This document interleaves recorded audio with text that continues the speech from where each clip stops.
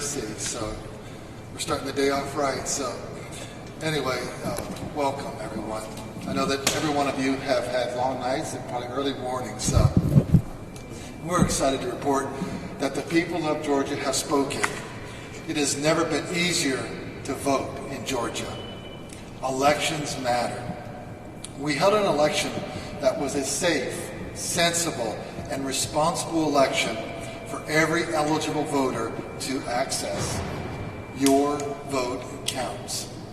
Perhaps for the first time, we had an election day in Georgia where the wait times were below 10 minutes across the state, and we did that while experiencing record-breaking turnout, handling unprecedented numbers of absentee ballot requests than ever before, implementing a new voting system, and adapting to the requirements of holding an election during a pandemic and recruiting new poll workers. Elections matter, and that was a total team effort. First, I'd like to thank every early voter who heard our call and voted early. You are the reason why Georgia had success. Thank you to every election official who met every struggle and every challenge. In the middle of a pandemic, it was tough, and we've overcome all the challenges. Great job. Thank you. Your vote counts. As we often pointed out, it is counties in Georgia that actually administer the elections. And all Georgians owe a debt of gratitude to those dedicated public servants across the state who executed their duties well, and in most cases, flawlessly. Over 50,000 Georgians stepped forward to man the polls in their communities after many of our longtime workers had to step out because they were in a population that was vulnerable to COVID. Our job isn't done yet, though. And I want to thank my Deputy Secretary of State, Jordan Fuchs, for leading a great team, leading on our public service announcements that help shape and change voter behavior from in-person voting to early voting, to Gabriel Sterling, who managed the implementation of the state's new voting system, the largest of its kind in the history of this country. And thank you to Ryan Germany for protecting our state law. Judges are not legislators. Jordan, Gabe, and Ryan, thank you. You are tireless professionals who are proudly serving Georgia. And lastly, I would like to thank my entire team in the Secretary of State's office for their tireless work throughout the entire year. Elections matter. Counties made sure that voters had access to many early voting locations, including mega sites like the State Farm Arena over a 3-week period. Your vote counts. I'm happy to report that voters have responded favorably to using our new ballot marking devices. They found it easy to use, appreciated the security of a paper ballot, and liked seeing their ballots tabulated by the scanner. This election puts to rest the debates inflamed by those in our state, or not in our state, who have looked to sow doubt about our systems, and those who have wrongly claimed there's a lack of access to voting. Elections matter. Completing this general election is a huge hurdle crossed, but it's far from the end of our work. We will have, immediately starting today, working towards certifying this election and then preparing for state and local runoff elections on December 1st, and then the September Senate runoff election between Senator Loeffler and Raphael Warnock on January 5th.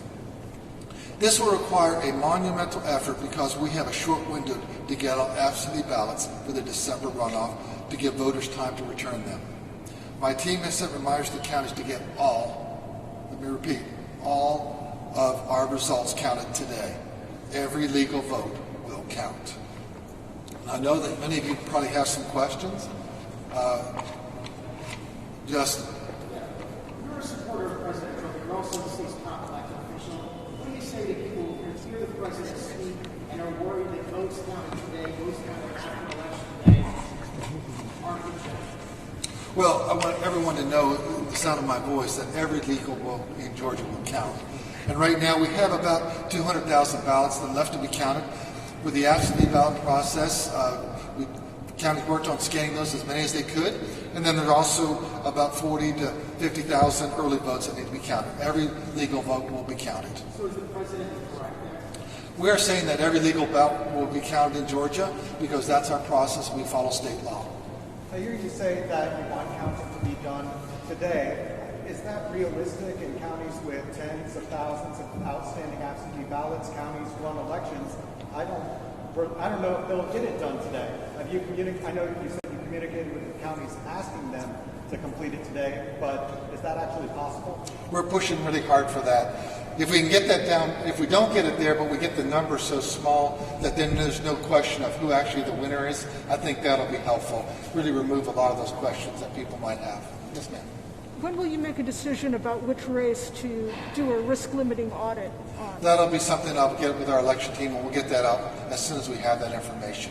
There's a word that the USPS was supposed to do a sweep of their facilities, make sure all the absentee ballots had been delivered, and that in some places that didn't take place. Do you know if that happened here in Georgia? Is that any concern? Well, it would always be a concern. We want to make sure everything gets to us.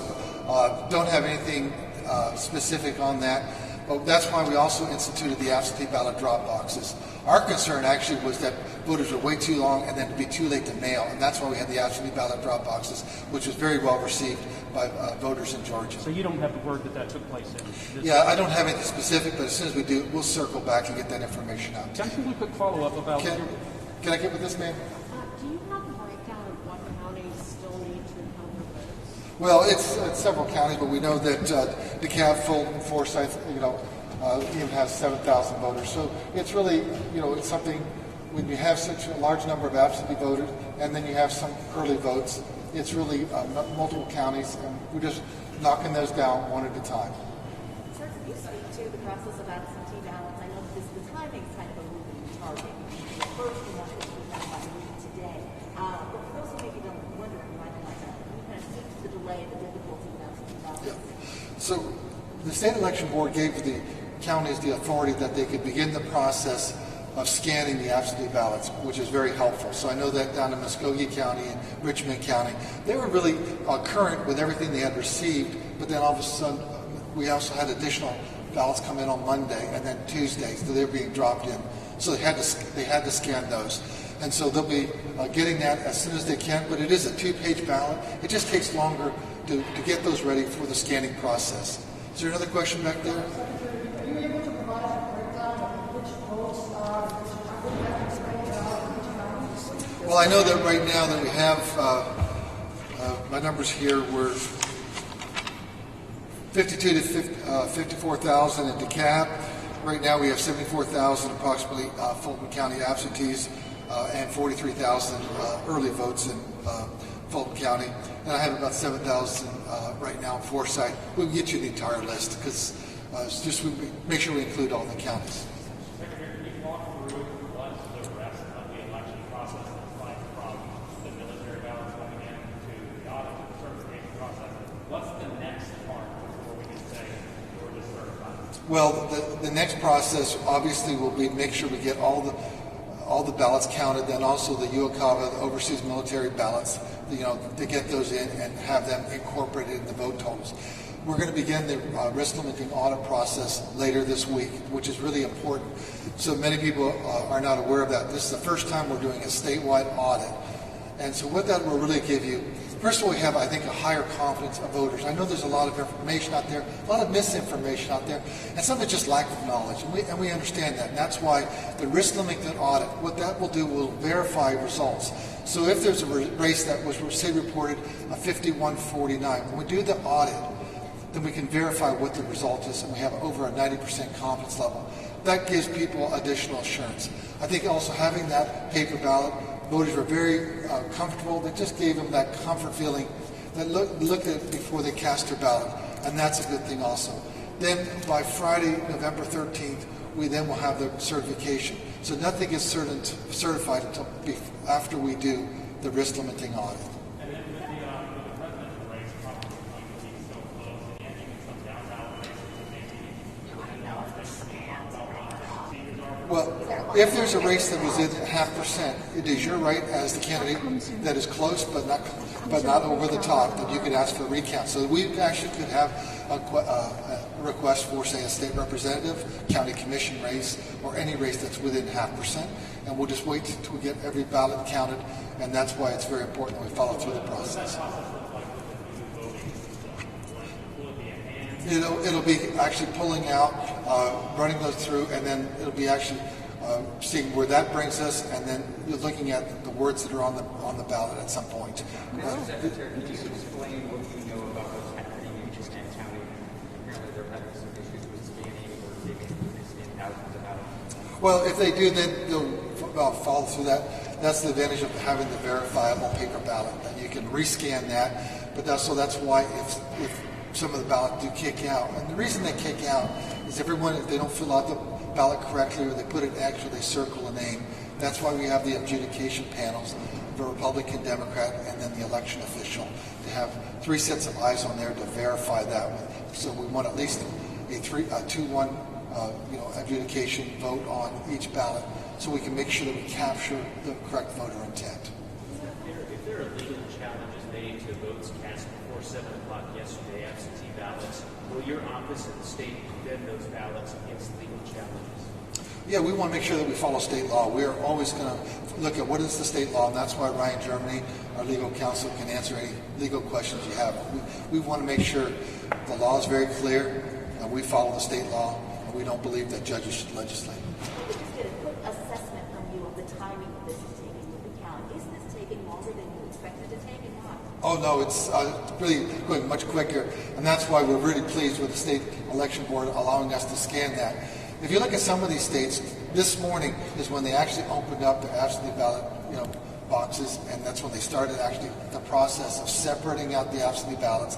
That's a very extensive process, verifying the signature and going through there, separating it out. We have saved days and days. You're going to be waiting a long time in some of these states, much to many people's consternation, because we understand it's a close election. You're saying this is right on schedule. Yeah, we're doing fine, and we're really pleased with it. We'll be off everyone's radar, and they'll be worried about the states up north. Your website doesn't keep up with the absentee ballot, the progress on Right. it. Yeah, as it gets reported, then it'll be just added to that total. So how do private citizens keep up with that? It's just because it's a process, and we just keep on adding that, and then eventually, when we have them all done, you'll know that we'll notify them or put a note there that these are the final totals for that particular county. I got a Yes, sir. Archie with Nexstar. Our question was about rejected ballots. I know we talked about that last week. Now that these are coming in, where are we at that? You said about 1% last time. Have you heard anything about rejected ballots and what happens to those ballots? Well, yes. Last time we actually had about 1%, but of that, probably 75% of those rejected ballots were actually received late. So very few of those actually were rejected by the adjudication panel. When they actually looked down at that, all 3 of the folks, or 2 out of the 3 folks, were saying, yeah, they really wanted Mary for this race here. They really wanted Bob for that race there. And that's a good thing. So very little of the actual ones that get through the adjudication panel are being rejected. So thank you very much. As we get more information, we'll get that to you. If you have any legal questions, Ryan Germany's here, and we're going to get these results out to you as soon as we can. Thank you very much. Let me see if I can get you.